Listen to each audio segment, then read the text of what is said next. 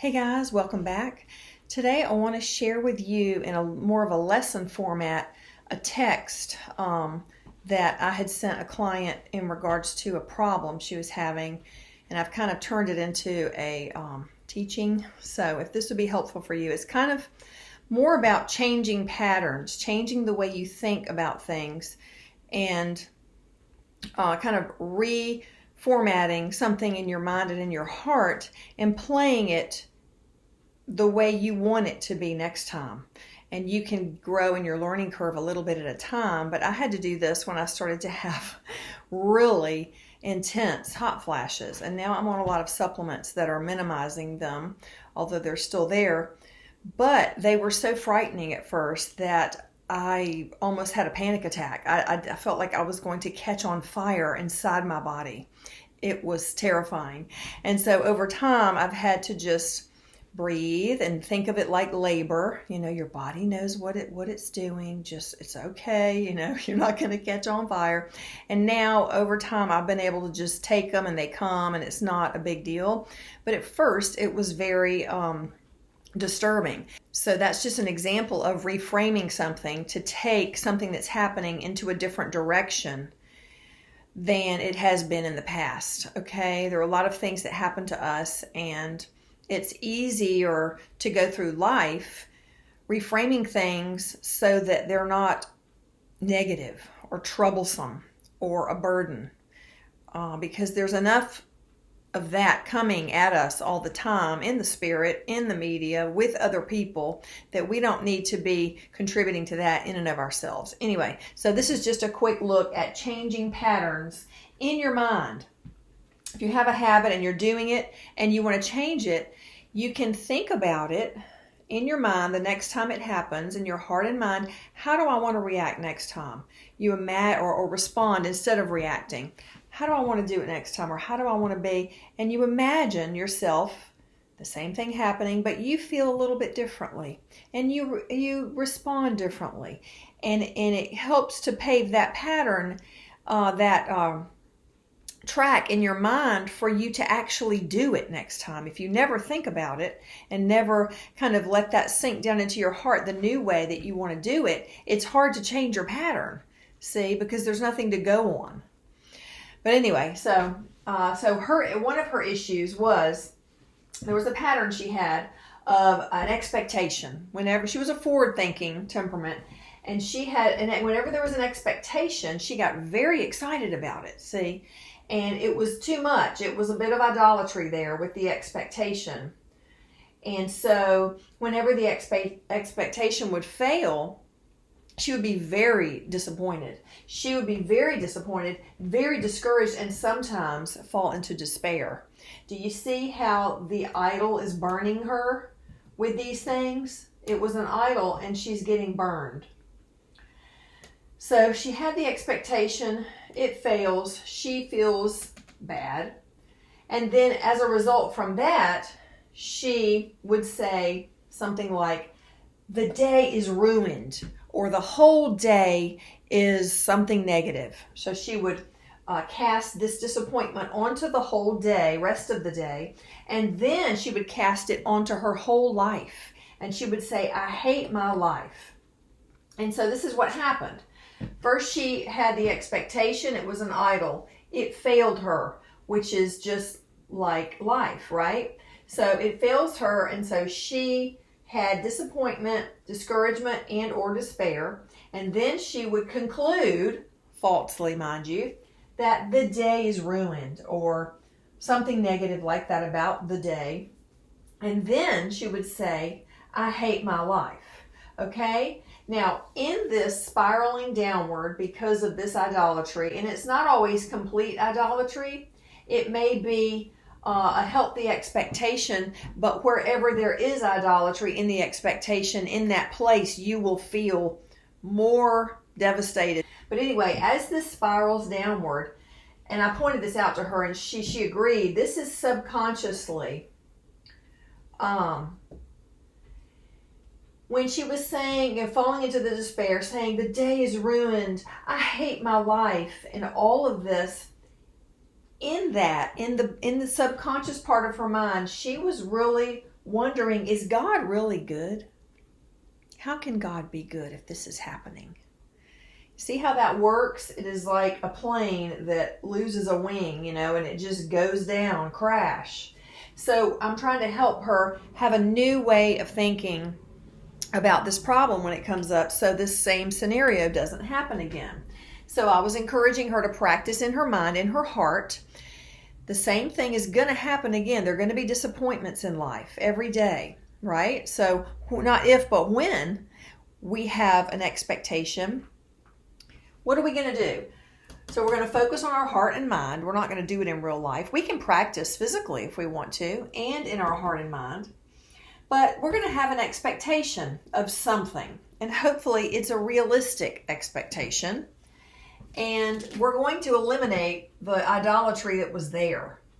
However, that idolatry was adding into this expectation. But you always want to keep expectations kind of in God's hands, because when you're too forward thinking, you end up not living in the present. That can be a problem.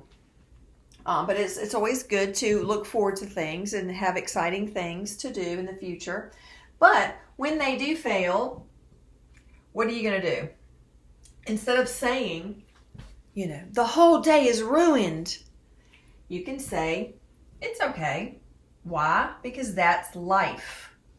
I'm in a fallen world. There's evil. Things break. Things chip. Things deteriorate. It's all around us, okay? It's called entropy, and it is called futility. And this is the dimension that we're in. So this is going to happen over and over and over again. So we need to just get used to it. And if you need to grieve the fact that we're not in the Garden of Eden anymore. I've had to do that years ago because I just couldn't believe this world. Well, my expectation was that we should be in the Garden of Eden subconsciously. I didn't know that, but the Holy Spirit showed me that. So, but these things are going to happen over and over. And so how do you want to respond? Do you want to keep doing this the rest of your life? What kind of a life is that going to be?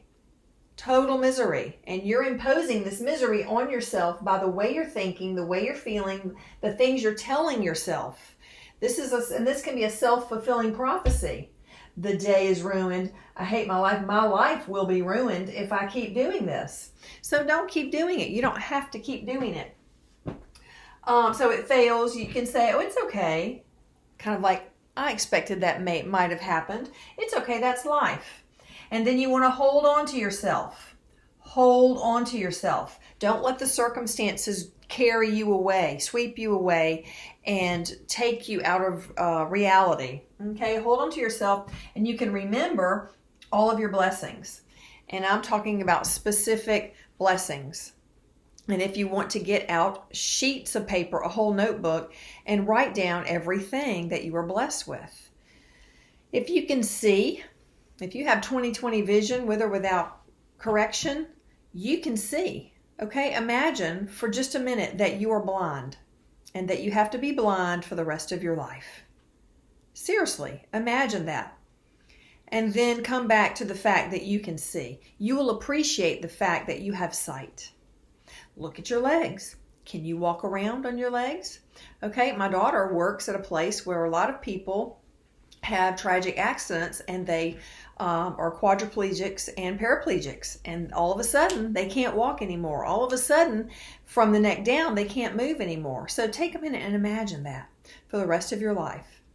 And then you will be thankful for the legs that you have and the movement of your body that you have. See, you have to really be mindful of these things, and they become huge blessings to you.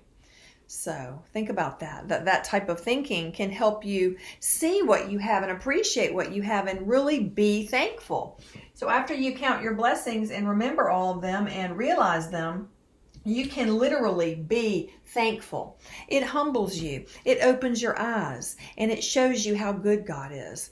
There's like a veil of futility and entropy and evil that's over us in this dimension where we're blind to our blessings and all of the good things that we have, and there's this envy of wanting what we don't have. It's all backwards. See, and that contributes to this cycle But anyway, so this was kind of her new possible grid she could have walked on and that she might walk on. And I'm going to talk with her again. But in this whole mentality and changing our mentality and changing our mental and emotional patterns, we have to look at what is. And when we look at what is, we're dealing with what is.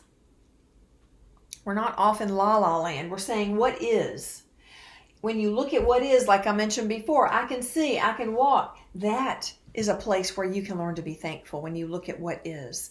It's also a place where you can acknowledge problems. Okay, I have a problem with, alcohol. I'm drinking 3 glasses of wine every night, and I just need to deal with this issue. Why am I drinking so much? What's underneath that drive to cover up this, whatever it is, or to go into another place mentally?